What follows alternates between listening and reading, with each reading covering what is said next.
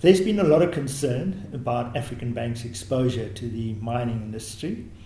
Of the total book that we have, which is just under 60 billion, less than 5% of that is to the total mining sector.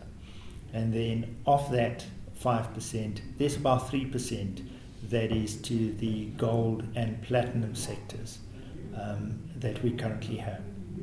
There are garnishee orders in the mining sector, and a lot of them is historical, meaning that we were, as African Bank and our previous subsidiary, which is Miners Credit, with about the first credit providers on the mines, and this is over 10 to 15 years ago.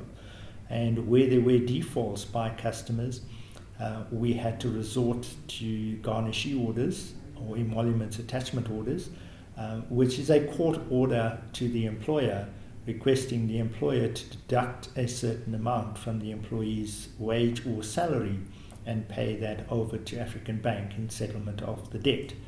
We do resort to garnishee orders as an absolute last resort. So we will pursue every other action with the customer to try and assist them. But where a customer has taken a loan and has got no intention of paying and does not make any payment, unfortunately, in the interest of other customers, we have to resort to legal action.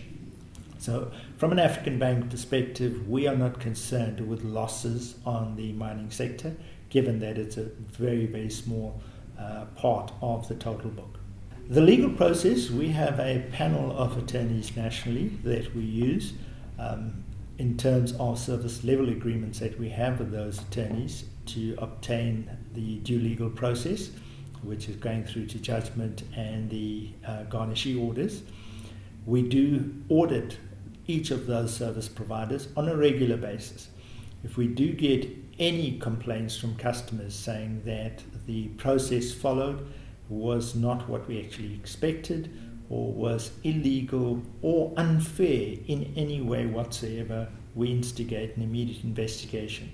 And if we do find any evidence that there was malpractice on the part of that practitioner, we then dismiss them from the panel.